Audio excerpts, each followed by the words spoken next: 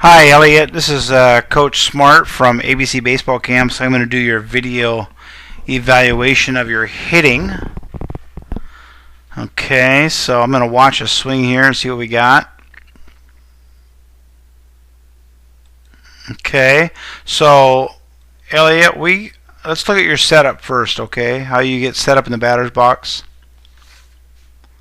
If I can learn how to work my mouse here, there we go. Okay, so there's your setup. Okay, so for me, you're a little bit narrow. I'd like to see you get a little bit wider in that batter's box. Maybe put that front foot like here someplace. Okay, so right now in your setup, you are what we call parallel. Okay, which is great. It's just how we want you to be. Okay, just how we want you to be. But from here, bud, okay, let's watch what we do as we run this forward a little bit. You step way to the left. Now your stance is like this. Okay, and what that does, pal, is it starts a bunch of things that aren't good for hitting. It opens up your front hip. Okay, now this front hip is completely exposed. It opens up your front shoulder, which is now another thing that's not a good thing for a hitter. And it doesn't give you the ability to drive your knee down, your back knee down, against anything. Okay? So, in a perfect world, buddy, I'm going to put you right there. In a perfect world, from this position, we're going to take this knee and we're going to, with every amount of force we have, going to drive that knee down to the inside of that front foot. And by having that front foot on the ground and closed and driving that knee down there against a firm closed front side, gives you the ability to create some more energy, which leads to more bat speed, which leads to more power. Okay, so it's really important that you understand the critical nature of what happens when you step like you are there. Okay, that move right there is going to make it almost impossible for you to hit any kind of pitch on the outside corner, on the outside half of the plate. You might survive for a while hitting the inside pitch, but even the middle pitch will be difficult for you to get your barrel to. Okay, so really important that we step straight. Okay, if our back foot's there and our front foot's here, we want to stride to there. Oops, to there. I'm not very good at this lines. There we go. So we can draw a straight line. So we can draw a straight line from your back foot to your front foot. Okay, and right now you're having a difficult time keeping that front foot from blowing open there. Okay, I'm having some computer issues here. Bear with me a second, buddy.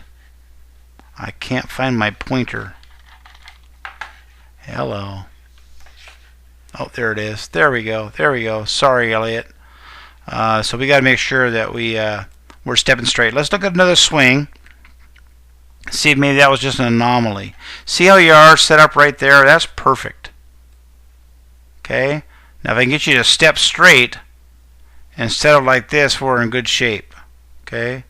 Let's see what happens. See, there you go.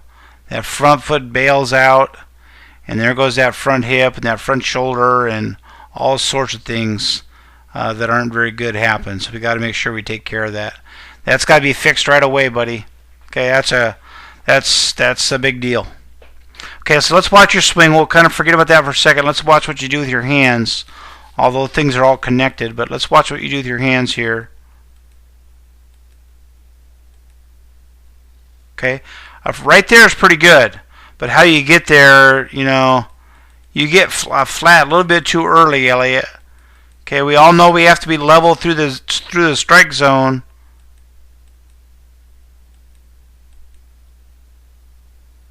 Okay, but you're level way back there. Okay, so what we're going to have there is what we call a long swing instead of a short swing.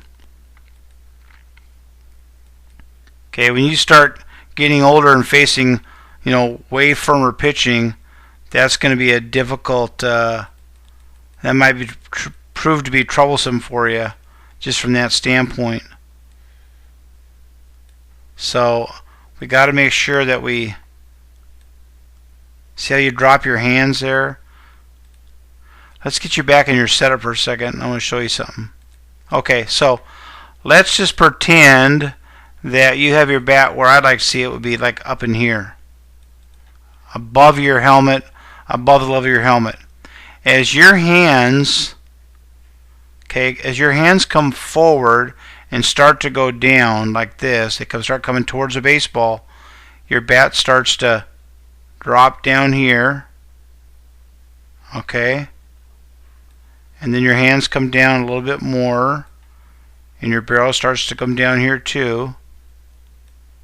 And then when you get to the contact point out in here, you know, that barrel starts to get level and then right through the baseball.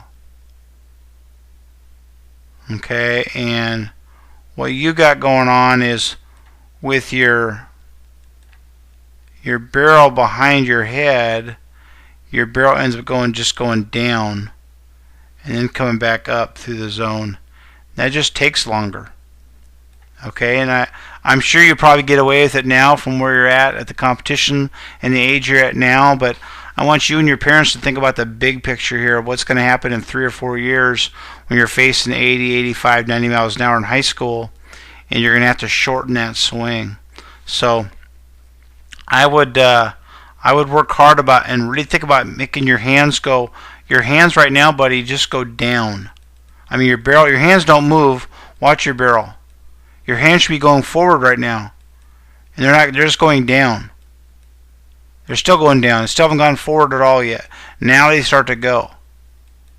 Okay, we want those hands to go forward and down the whole time.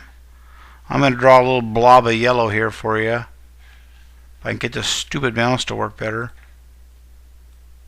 Okay, I'm going to pretend like this is your hands. Okay, right here. That's your hands. Those hands got to go this way. Okay, they got to drop down that way. As your hands go down, so does your barrel. Your hands go forward, your barrel goes down a little bit. But right now, when I watch you, all I see is your hands going down. They don't go forward at all. Still. Finally, they start to go forward, and that's just going to make you longer than we want you to be. Okay, being a good hitter is about having a short stroke that produces line drives through the middle of the diamond. Okay, you're a right-handed hitter, so you want to think right or center field and right center field, and stay away from your pull side. And one of the things that's going to happen to you is because of what you're doing here with your lower half, is you're going to be predominantly a pull hitter.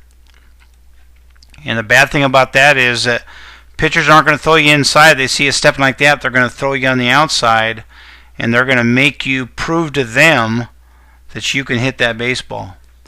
And with that approach you're taking right now, it's going to be difficult to do. So we got some changes we got to make.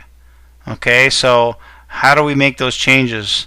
As far as your stride goes, very simple. 10 minutes a day. Have your dad or somebody, put a couple pieces of tape, one where your back foot would start, okay, in the garage or out in the backyard or something, and then where your front foot is going to start, and then where we want your front foot to land when you take your stride. And take 10 minutes a day and just do dry swings without hitting the ball. If you don't have a tee at home, just take dry swings. But work on your load then your stride, and then your swing. Once you can get your feet to be repeatable, you have a better chance of getting your arms and your hips and your shoulders and everything else to become repeatable too. Remember this, the simpler your approach, the simpler the mechanics are for your swing, and it's your swing, okay, the better off you're going to be. Okay, so I hope this helped you, Elliot, and thanks for coming to ABC Baseball Camps. We'll see you next year. Thank you.